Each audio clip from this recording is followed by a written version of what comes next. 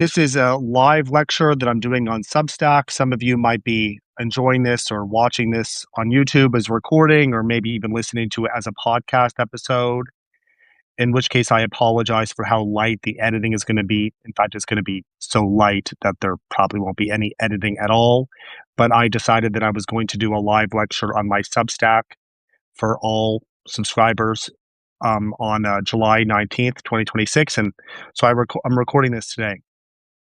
The subject is Plato's divided soul, why Plato thought the soul has parts. And the major question here is going to be, why did Plato believe this? And also, what does it mean to say that the soul has parts? This is a theory that's sometimes called the divided soul or the tripartite soul. As we're going to see, Plato believes specifically that the soul has three parts, and that explains the name of tripartite meaning three parts. And there's probably no single topic in Plato that has attracted more scholarly attention in the past 30 or 40 years than this subject, the divided soul. That might be a little surprising because of just how rarely Plato actually explicitly discusses the theory. It takes up a huge part of the Republic, and the Republic is Plato's masterpiece. So that makes sense. It's also present explicitly and overtly in the Phaedrus and the Timaeus, and you might be able to find it somewhere else. But even the use of that verb "find" suggests some level of implicitness or ambiguity about whether it's actually there. And again, like, there are other theories that Plato mentions way more often: the theory of forms, the theory of reincarnation. But the theory of the divided soul, or the theory of the tripartite soul, is like a major focus of scholarly attention. We call this part of Plato's philosophy his moral psychology. I'll explain why we use that term momentarily. So this lecture is going to happen in several parts. The first part of the lecture concerns what is the soul. In the first place, before we get to the question of the soul's parts, we should probably define what soul is for Plato. And the Greek word "suke" is a very big Greek word. It's important in philosophical context, but it also appears in other contexts too. This word "suke" is the word from which we get our English word psychology from. Psychology is the study of the suke, take themselves to be studying the soul, but the word that they use to describe their discipline or name their discipline comes from the Greek word. um, Comes from two Greek words, actually, "suke" and "logos." The important thing is that for when Greek philosophers talk about the suke, the soul, they're not talking about what you and I mean when we hear the word soul in today's religious contexts. In religious contexts, the word soul sometimes mean the mysterious inner part of a person. That's not what Greek philosophers are talking about in the first place. There is some connection there, and that's why religious tradition today talk about the soul, and it's why we translate the Greek word "suke" using the word "soul." It's because of those connections. But when Greek philosophers talk about the soul, they're talking about whatever is in you that makes you be alive, and that's going to be closely related to your mind, because you're not just an animate object. You're not just a living thing, but you're also a living thing whose behaviors and actions have some you know intentionality or guidedness to them. There's some authoritative part in you that's calling the shots. What distinguishes a human being from a rock is that we have the ability to get up and walk around, whereas rocks aren't able to move themselves in that way. But human self motion isn't erratic, random self motion; it's guided, rational self motion, and that's the connection between mind and life. And then the soul too is that the soul is connected to both of these things by means of that. But from the Greek philosophical perspective, plants have souls. That's unambiguously the case in Plato. That plants have souls, and animals have souls, and humans have souls. All these beings have souls. Now, another big thing is that when I use the word "suke," or when Greek philosophers use the word "suke," they're not talking about something that is by definition alive. Sorry, they're not. What I mean is they're not talking about something that is by definition immortal or immaterial. They are talking about something that's by definition alive, but they're not talking about something that's by definition immortal or immaterial. When we're talking about Plato, that's kind of incidental, because for Plato, the soul is actually both immaterial and immortal. So we don't have to really go down this rabbit hole that much. If we were talking about Epicurus or Aristotle, we would have to say way more about that, because Epicurus and Aristotle take it for granted that the soul exists, but they don't think the soul is immortal or immaterial. Though you could describe it as immaterial on Aristotle's view, you definitely couldn't describe it as immaterial on Epicurus's view. And that's again an important fact, that the Greek philosophers don't think of the soul or the psyche as by definition immortal and immaterial. For Plato, that's something he has to argue for, and he does argue for it at length in several dialogues. In several places, again, Plato has to argue that the soul is immaterial and immortal. So we refer to this part of Plato's philosophy whenever we're talking about the soul as his psychology, because it's his theory of the soul. The theory of the divided soul is a part of Plato's psychology that specifically is going to be concerned with morality. And that's something I'm going to get at later in this episode. Is that Plato uses the theory of the tripartite soul to uses the theory of the tripartite soul to define the virtues, and that's coming specifically from the fourth book of the Republic. But the theory of the tripartite soul, as I said earlier, does appear in other dialogues, the Phaedrus and the Timaeus. And one part of this lecture will be about what's different between the presentations of the theory of the tripartite soul across dialogues. So that's one part of the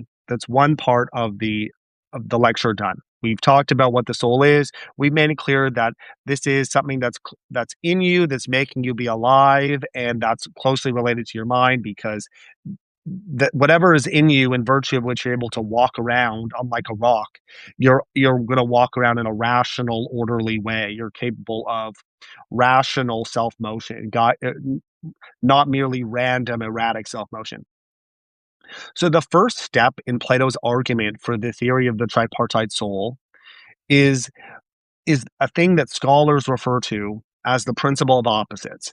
This isn't Plato's own phrase, but it is Plato's own reasoning that we're trying to pick out here by naming something. And so we name this the principle of opposites.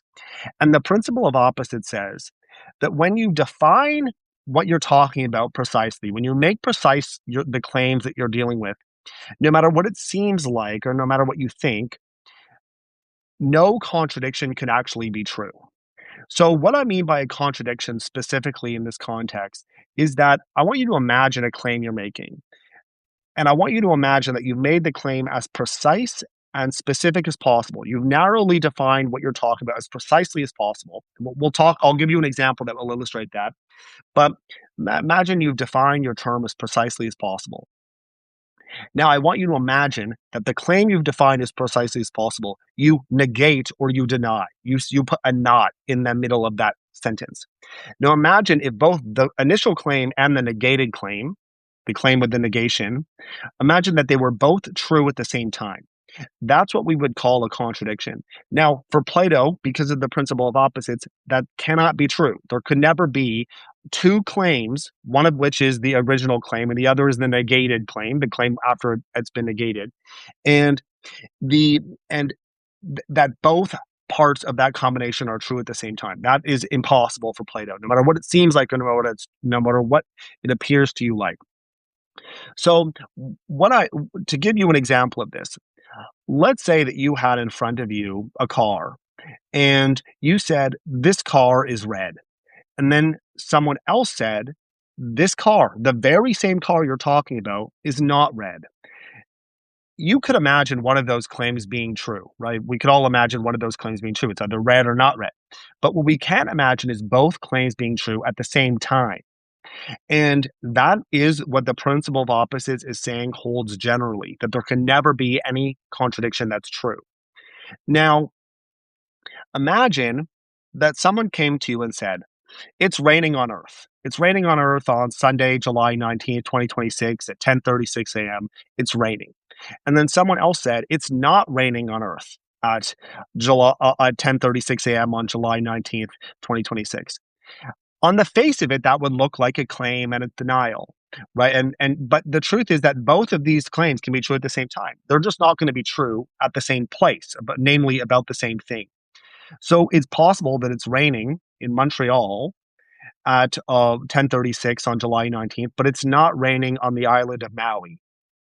And it's not raining on the island of Maui, and so both Maui and Montreal are places on Earth. So it's true to say it's raining on Earth and it's not raining on Earth, but we have to make the claim way more precise than that. And Plato thinks that once we've made precise the claims we're making, there's no way a contradiction can be true. You can't have one thing be true in the same respect at the same time as its opposite is also true. So if you have a claim and its negation, they can't both be true at the same time in the same respect. So again, it's possible that I'm hungry at 10:37 a.m. on July 19th, 2026, and it's possible you're not hungry. But that's like not a problem because we're talking about two different people.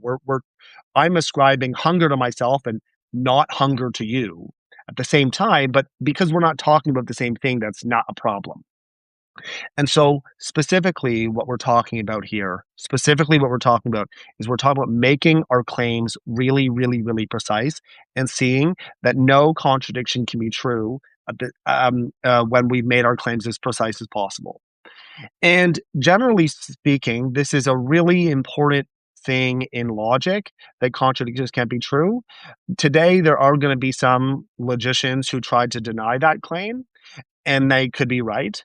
Hard to know what it would mean to say some contradictions can be true, but at least from the point of view of ancient Greek philosophy, Plato is making a really landmark achievement in logic by laying out the fact that contradictions cannot be true. Of course, you can say alleged fact if you don't agree with him, but there were some of his predecessors like Heraclitus appear to have denied that.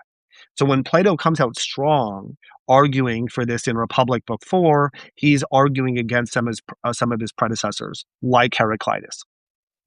And again, it's going to rely on uh, making our claims really, really precise. Okay, so that's going to be the central argumentative principle that's active in Plato's argument that the soul has parts. So that concludes the second part of our lecture. And now we're going to try to show that the soul has parts. So that's going to be a big part of our lecture is actually using this principle to demonstrate that the theory of the tripartite soul is true. So when we consider a human being, we notice that there are different motivations that you can have. For example, for example, let's say that you want to eat a food. You want to eat the food. Let's say that you want to eat a whole plate of brownies.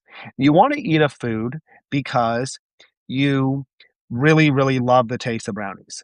But you also feel a tug against eating the brownies because you know that the brownies are bad for you, that you'll get some digestive problem or something like that.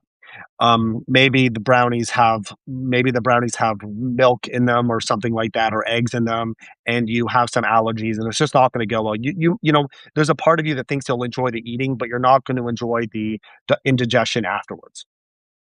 And so you could say truly about yourself, I want to eat the brownies, and at the same time, I don't want to eat the brownies. I want to not eat the brownies. Now, according to the principle of opposites, that should not be possible. You cannot you can't have you can't ascribe to one and the same person at the same time a desire to eat the brownies and a desire to not eat the brownies. That's a contradiction. You can't want and not want something. And so what Plato says is that there must actually be in you two distinct sources of motivation. Two distinct sources of motivation. One source of motivation is tugging you to eat the brownie. It's the part of you that you could say truly, this wants to eat the brownie. But then there's another part of you that wants to not eat the brownie. And and therefore, Plato thinks that there have to be at least two parts of your soul. One part is the subject to which it's correct to ascribe a desire to eat the brownies. But then another part of you is the other part that to which it's correct to ascribe the desire to not eat the brownies, right? One part wants to, one part doesn't want to. There's a conflict between you. There's a conflict between you. And so Plato infers from this that there are at least two parts of you, and each one of these parts is a source of motivation that's distinct from the other. And each one of these sources of motivation acts as a subject to which it's correct to describe some one of the two conflicting desires.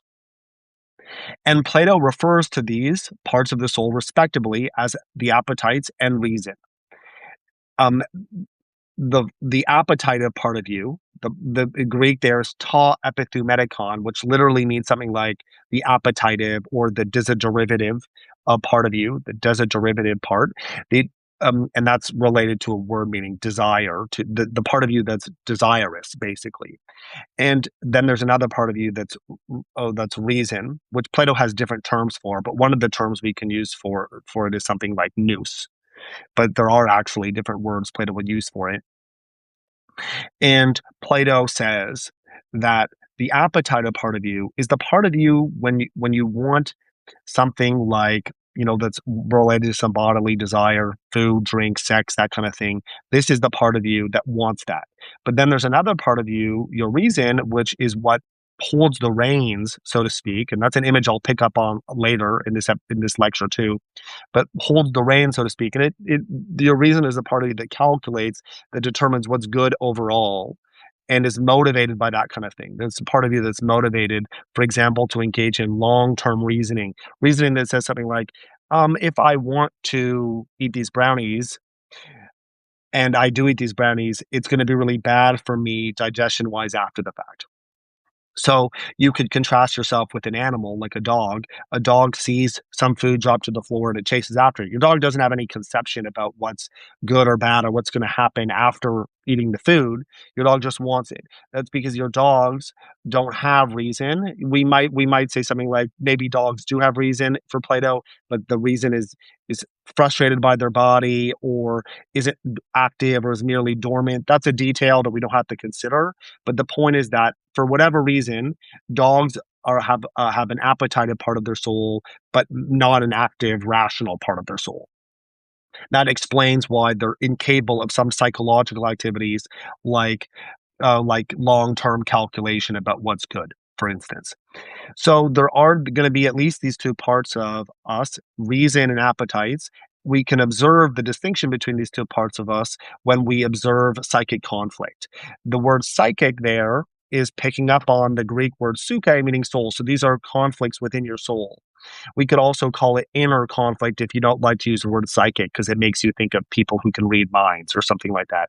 But in general, scholars don't mind either referring to this using the phrase psychic conflict or inner conflict.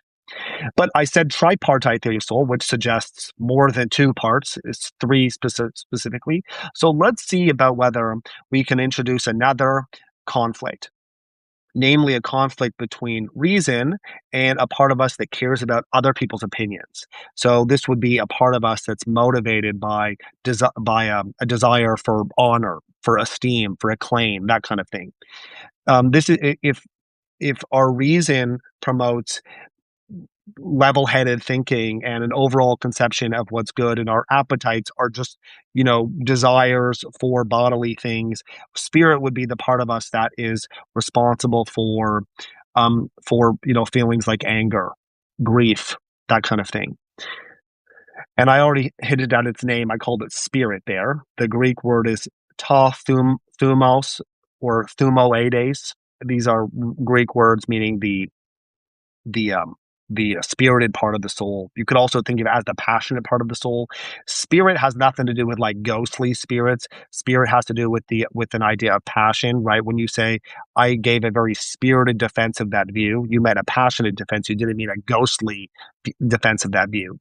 So I should give examples to illustrate this. So given that the Odyssey is in theaters these days, at the time of the recording of this lecture, I'll give an example from the Odyssey that Plato really likes. Very light spoilers, okay, for the Odyssey. But when Odysseus returns home to Ithaca, he sees a bunch of suitors who have, plundered his house. They have taken up with the serving girls, and they're trying to, kill his son Telemachus and also marry, Penelope, Odysseus' own wife. And Odysseus wants to kill all the suitors. And he sees these people plundering their house, but he knows that it's too early. It's too early for him to throw off his disguise. Like, there are like 108 of these suitors or something like that. He can't just take them all on, but he wants to. He feels a sense of having been wrong. So he says to his heart, "Be still, my heart, for you have endured greater wrongs than this."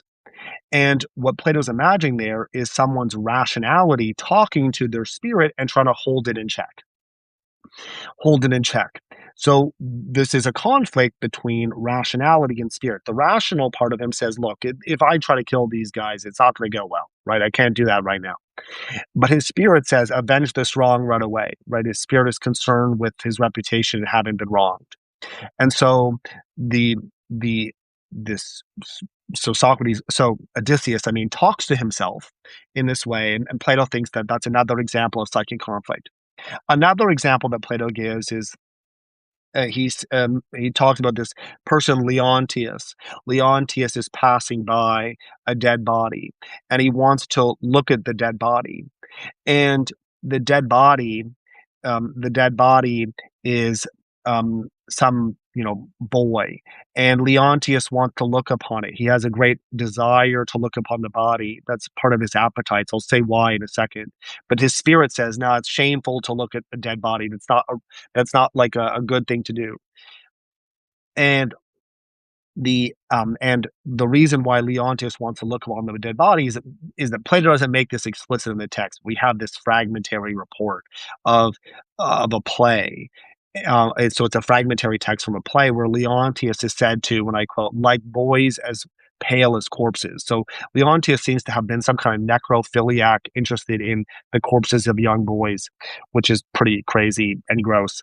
And so there's a conflict in Leontius. And one part of him wants to look at the corpse, and one part of him thinks that it would be shameful to look upon a corpse. Right? It's not well thought of to be necrophiliac. So Leontius has this conflict. And what these examples show is that there's a conflict between spirit and reason, right? In the Odysseus case, and plausibly the plausibly the plausibly the Leontius case is either a conflict between appetites or, appetites and spirit, or appetites and reason, or appetites on the one hand and reason and spirit on the other hand, depending on how we analyze what's going on there. But the point is that we can develop conflicts like this. Um, some of you might want a really clear example of a conflict between spirit and appetite. And so I'll give you one that's like, if I eat all these brownies, if I'm at a work meeting, I want to eat a plate of brownies, but because they're over on the side. But if I go up and take them, everyone's going to think badly of me. And you could construe that I think very plausibly, as like, I don't want people to think bad of me. But I also want the brownies. And so that's a conflict between appetites and appetites and spirit. But as I said, like, it would be easy to imagine a situation in which, you know, I have a feeling that like something is really good for me and right, and also, if I do it, people are going to think badly of me. That would be a conflict between reason and spirit as well. So we can go around in circles coming up with these examples, but the larger point is that this that psychic conflict reveals to us that there have to be different parts of the soul, because otherwise, when we try to ascribe motivations or desires to a person, we end up ascribing conflicting motivations, and the principle of opposites says that's not possible.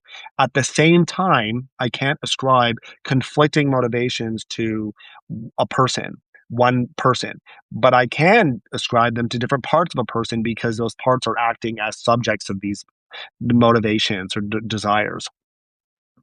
The last point I'll make in this part of the lecture is that Plato does imagine that spirit acts as a natural ally to reason. Spirit acts as a natural ally to reason. And what he imagines there is that spirit is spirit is able to help enforce reason's judgment on the appetites. Spirit is way more amenable to reason's orders and counsel than the appetites are. And so it's easy to imagine something like this, right? Like, um, I'm at a work meeting. Eating the brownies is bad for me. It's very good that other people are holding me to account. It's very good that I care about what other people think. If my sense of shame is aligned with what's actually good and bad, then I can rely on my sense of shame to prevent me from doing what my appetites want me to do. Now, of course, when I talked about spirits being an ally of reason, I'm not saying that they're always going to be natural allies, or they're always going to be allied. I'm actually just talking about how in the best case scenario, which does actually happen a fair amount of the time, it's shameful to do things that are morally wrong, right? You might want something that another person has, so you have some kind of motivation to kill them and take them, but your reason says that's bad, and also your spirit says, I do not want to be thought of as a murderer, right? So it's actually good that you have that sense of shame. Of course, there are going to be societies and communities that are really disordered and unhealthy, and those communities will inculcate in a person a disordered kind of shame. But even those societies generally tend to get it right a lot of the time. It's just they might also fail at some big things too. But generally speaking, we should be very thankful that spirit exists to bolster reason's commands and effectiveness. The so that suffices for this part of the lecture. And again, I have to emphasize that we're really talking about the importance of psychic conflict here. Like Plato is developing a very robust theory of psychic conflict. That's one reason why it's attracted so much scholarly attention, is that Plato's clearly very in tune with human psychology. And I called this earlier Plato's moral psychology. So let's talk a little bit about why. Plato uses this account of the virtues. Plato uses this account of the virtues to Plato uses this theory of the soul to define the virtues. No, I'm not going to go through all of the virtues here. That would be another episode, another lecture, another topic. But I'm going to do this with two of the virtues. So Plato believes in four virtues. At least in the Republic, it is possible that he would believe in another one, piety, if we're reading some other text. But it depends how we make sense of the omission of piety from the Republic. It could be the case that Plato has changed his mind about piety being a virtue, or maybe for some reason he's omitting discussion of it here. But generally speaking, Plato believes in four virtues: justice, courage, wisdom, temperance, which is also known as moderation and self-control. So justice, courage, wisdom, temperance, / moderation and self-control. I'm going to explain to you how Plato defines both justice and moderation on this view, which is convenient because they're actually very similar things. They're very closely related. So Plato believes that each part of the soul serves a useful function in a human life. If your appetites allow you to feel desire for things your body needs, you actually do need many of the things you feel appetites for, even if many people have appetitive desires that far outstrip what is necessary. Still, you need to feel things like hunger, and your body does sometimes need to be nourished and taken care of. Your appetites act as a good signaling system for that. Spirit, as I've already said, acts as a natural ally for reason, especially in cultures and communities that have very healthy, well-developed senses of shame and right and wrong. Your reason also serves a part of you. Your reason also serves a function in your life. Specifically, of it serves the function of calculating and determining long term what's best for you, what's best overall for the whole person. Your spirit is looking out for itself. Your appetites are looking out for themselves, but reason is going to take care of all of you. Now, in a, in addition to that, we can make another observation too, which is not only did these three parts of the soul have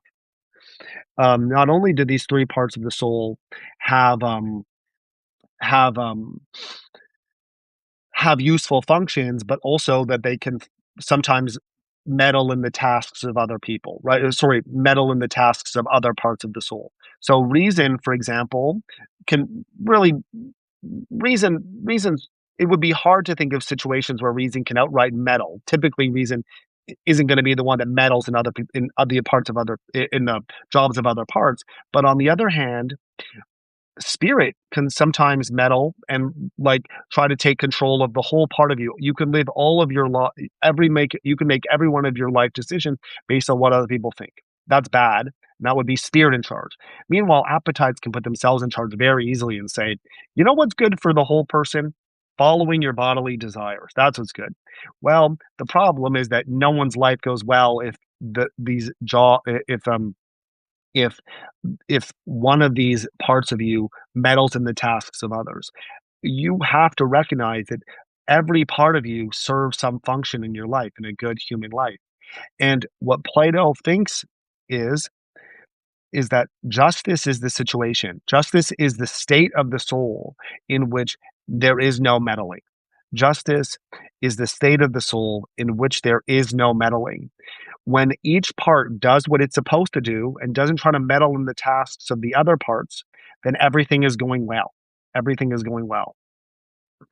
That is justice. And justice is required, Plato thinks, for all of the other virtues to come into existence. So Plato defines justice, in fact, as a necessary condition for the emergence of all the other virtues. That's because Plato thinks that what's really, really important about a good, virtuous human being is that there is no psychic conflict. When you are just, you are virtuous, you have eliminated psychic conflict. The parts are not railing against each other and they're keeping their head, they're keeping themselves in line. They're doing what they're supposed to do. They're doing what they're supposed to do. Now, Plato also thinks that very closely related to this is the virtue of moderation slash temperance slash self control. Now, temperance and self control, um, which are the same thing. Temperance is the virtue where the inferior part of yourself is obeying the superior part of yourself. And Plato believes that that obedience is what this virtue of moderation consists in. This virtue of moderation consists in. It consists in the obedience of the inferior to the superior. And so, what that looks like is spirit and appetites obeying reason. So, justice is the situation, justice is the condition when both when both um, um, justice is the condition when all three parts of the soul are doing what they're supposed to be doing and nothing else. But moderation is specifically a relationship of obedience where your reason is determining what's the right amount of what's the right amount of food to eat? What's the right amount of esteem we should pursue? A claim we should pursue. Justice is when you are moderate, when you are temperate, the right part, which is the right dose of these things, which is the part that's determined by reason, is what your inferior parts, namely the appetite and spirit, are actually obeying. Now that concludes this part of the lecture where I talk a little bit about the virtues. Again, there's actually way more to say about the virtues. I omitted discussion of two of them, wisdom and courage, but that's really another episode, I think. Now, the next part of the lecture is going to be kind of brief because I want to mention that Plato also uses the theory of the tripartite soul to advance what scholars call the soul state analogy. Plato believes that these three parts of you, the actually, before I get to this part about the soul state analogy, I'll answer a question here that I see in the chat. Thank you for this question. So, the question is, doesn't he also say that temperance applies to the higher, not meddling by doing the business of the lower? Just that this is far less harmful than the reverse. Yes, absolutely. So, an example that comes to mind here is when your reason tries to determine, for example, when your reason tries to replace or substitute the um the the the thinking in quotation marks, that's not the right word to describe this, but the calculation or the thinking of the appetites.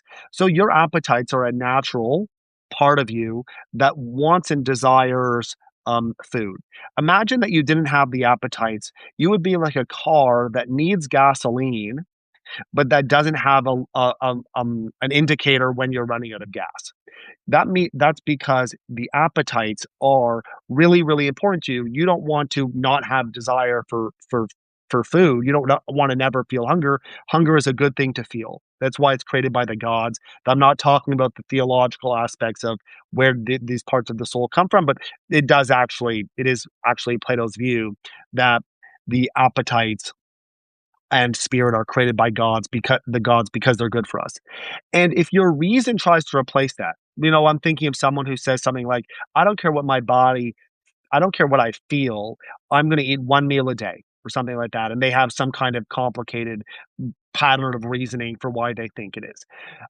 It's not right to talk about the appetites as calculating or reasoning. They just feel in this unthinking way when you need food. And they also feel in some unthinking way when like you really crave food. But trying to get rid of the appetites is actually just impossible, and reason shouldn't try to overstep its boundaries. This, in that way, but you're right to say actually is far less harmful for the whole person for reason to do this, because reason is still pretty freaking good a lot of the time. A good way to capture this is by talking about the soul state analogy. So, the soul state analogy is the fact that Plato thinks that each one of these parts of the soul is analogous to, is a parallel with, if you want to think about it that way, analogous to a part of the ideal political community, the ideal polis. So, Plato thinks that just as there are three parts of a soul, there are three factions in the city. There are the rulers, who are analogous to reason. There are the there are the soldiers, who are analogous to spirit, right? These enforce reason's orders.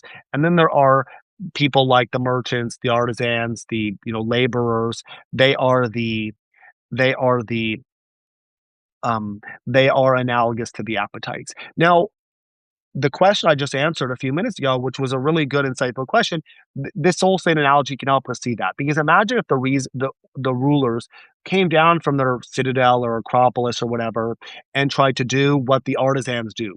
That would be bad.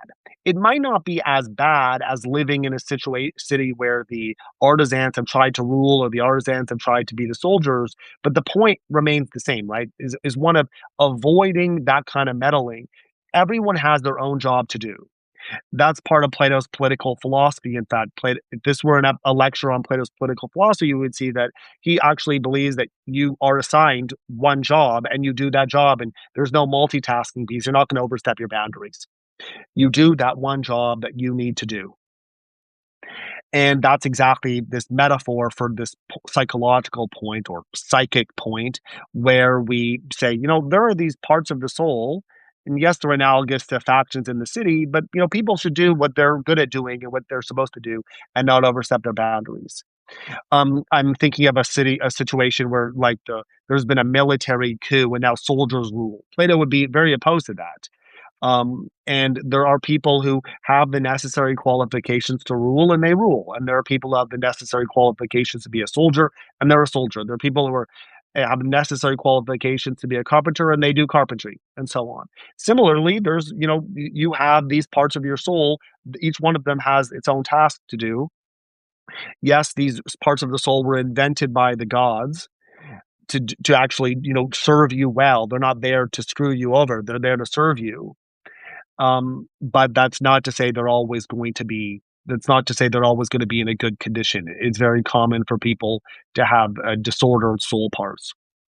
So, on that note, I'm going to move on from this part of the lecture, which was on the soul state analogy, and now I'm going to talk about this question of immortality of the soul, and also what are the differences between this part of what are the differences between the presentation of the theory of the divided soul in the Republic versus in the two other dialogues in which it's super duper explicit, namely the Phaedrus and the Timaeus. So, the immortality of the soul is one of Plato's firmest doctrines. It's one of the things he believes the most. The immortality of the soul is mentioned, in fact, in more dialogues than the actual theory of the divided soul.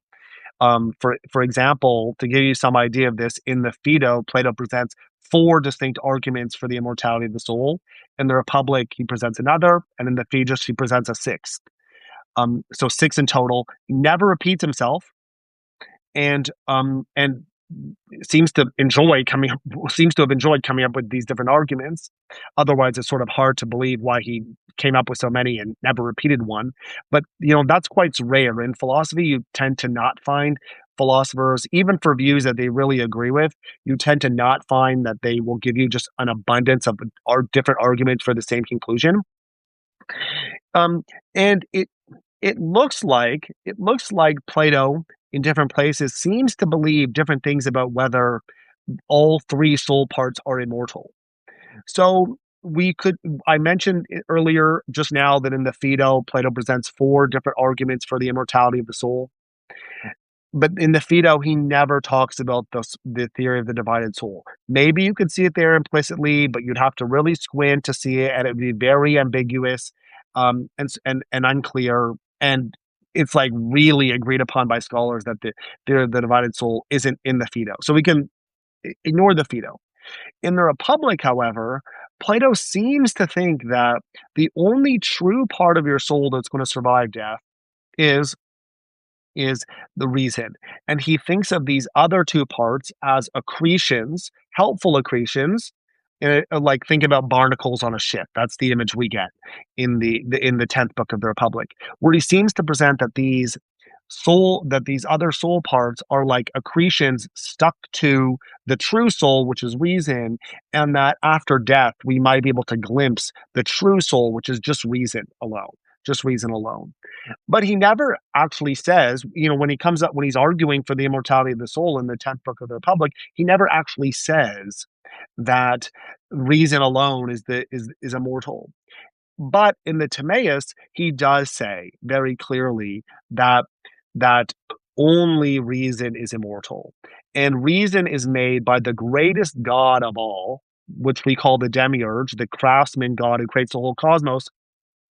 The demiurge creates the world around us, creates the stars and the heavenly bodies, and also creates our reason. But the demiurge does not create our bodies. The demiurge creates these other lower gods, these henchmen gods who create our bodies. And as those lower gods are creating our bodies, as the lower gods are creating our bodies, they also create appetites and spirit. Now, that doesn't mean that they're bad at all. The lower gods are taking the orders from the demiurge, but they're not as good as the demiurge. And so what they create isn't immortal. And besides, this explains why we tend to have, disordered soul parts, is because they're made by beings that just weren't as good. They're made by beings that just weren't as good. The This is a really crucial point in the Timaeus, that in fact the lower gods it's a funny sort of image Plato gives us, but he thinks that our reason is in our head. He thinks that our rational part of our soul is located in our brain, but the other parts of our soul are located in our torso. And the lower gods actually created our neck to distance the inferior mortal parts of the soul from the rationality. That kind of distance is key. But again, that I don't want to give the impression that these inferior immortal parts of the soul are bad, but just that they lend themselves to being disordered to a way greater degree than rationality. And rationality is immortal, whereas the inferior parts of our soul are actually mortal.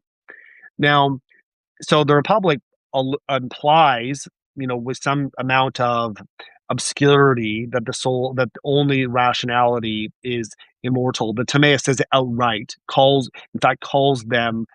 reason immortal, and refers to the inferior parts of us, the mortal kinds of soul, the mortal parts of soul. The Phaedrus, on the other hand, denies that there's any part of us that's mortal besides our actual body, of course. But the Phaedrus, Plato thinks of the Phaedrus in the story in the Phaedrus. What Plato tells us is that the appetites and spirit will survive, and he likens them to a chariot. And in the afterworld, in the afterlife, we are likened to a charioteer, or a whole chariot. And the reason is the charioteer. And then there are these two horses, each of which represents one of the two parts of soul that are inferior. So again, reason is the charioteer. Then there are these two horses that are the each one of which is one of our other soul parts. There's a very unruly horse, and that horse is our appetites. And then there is a nicer horse that's easier to control, and that's our spirit.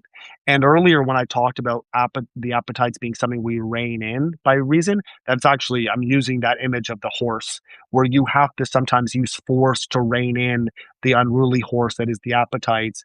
But then the other nicer horse is one that responds to orders. And so that's what I mean when I talk about spirit being an ally that's actually amenable to reason's counsel and advice.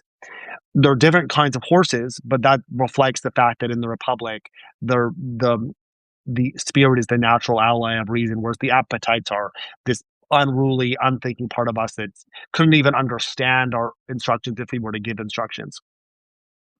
Um, but this whole chariot thing, the whole chariot image is one that's supposed to capture the afterlife.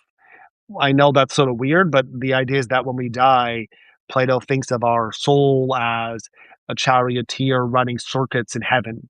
And it's strange that he talks about the charioteer as reason, but is being led by appetite and spirit, which gives the impression that they're immortal too, that they'll be there after our death. It's possible you could say this is just a myth in quotation marks, but it's what Plato says, and that's what this lecture is about. So, on this note, I have another question here that I'll read. Do you think that relates back to the myth at the end of the Republic regarding reincarnating into better or worse states? Maybe you thought there had to be a capacity to carry appetites in the afterlife to explain bad dispositions. Yes, that is a really great question, very astute, and that is what I think is going on there too. Again, I'm not sure what the literal truth is of the mythover, which is the Republic's myth, or the Phaedrus's myth. Like, these myths are supposed to capture something that's literally true, but presumably they're not truly 100% literally true themselves.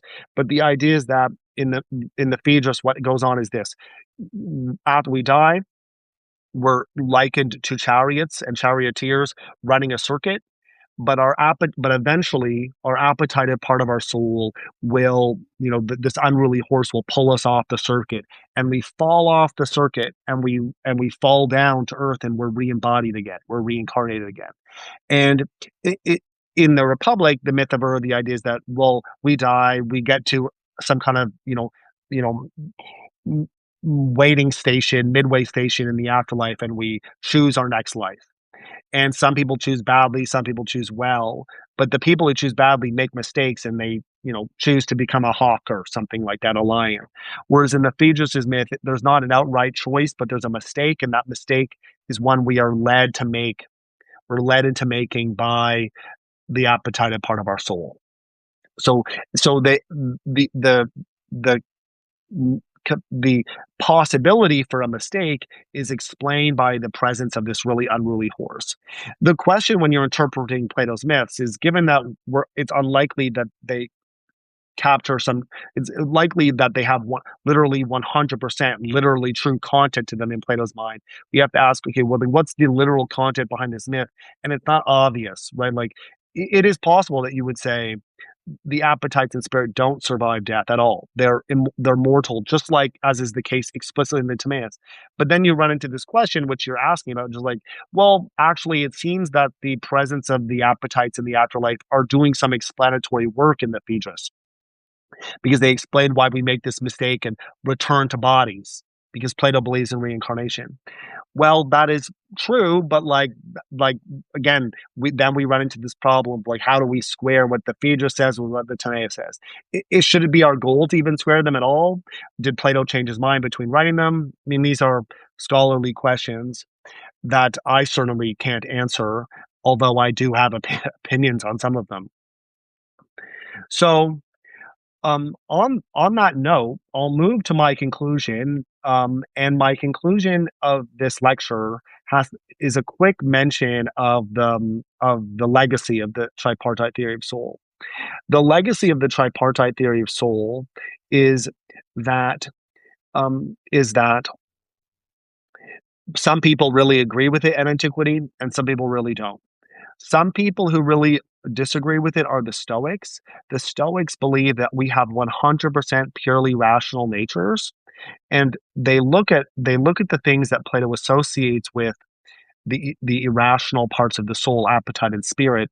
And what they think is going on there is they think that people are deviating from their rational natures by making mistakes. That like we can make an innocent mistake in our reasoning, and for example, we might come to believe that other people's opinions of us really matter, that honor is a good thing. That's a false belief that the Stoics think we could have. Well, when you have the false belief that honor is a good thing, that honor is important, you're going to have you're going to have you're going to have feel a desire, you're going to feel a desire for praise, for example. Plato thinks that desire for praise is just a part of human nature. Look, you have a spirited part of the soul, it's created by the gods, this is who you are as an embodied human being, and maybe even in the afterlife, right? Given what we were just saying, you might have this sort of desire. But the Stoics say no, that's not a part of human nature, that's actually a deviation from human nature, because human nature is purely rational, and humans are rational beings. That's what the Stoics think. The Stoics try to explain the phenomena that Plato talks about, right? Like disunity, inner strife, psychic conflict. They try to explain this sort of thing by talking about the way that false beliefs disrupt our lives and cause us cause us to have deviations from our natures, which are purely rational things as rational beings. And the Stoics, therefore, hold this view that you could actually, the phenomena that Plato's talking about generally, you could totally eliminate in principle by getting rid of your false beliefs. This is what the Stoics are famous for, right?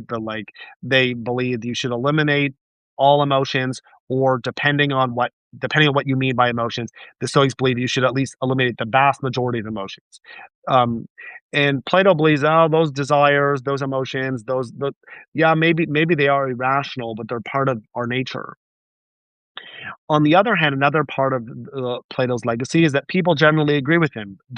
Some people generally do agree with him. I mean, there's a Plato's Plato's spawns a whole school of philosophers who continue after him for many centuries, of Neoplatonists, and even Platonists who aren't called Neoplatonists.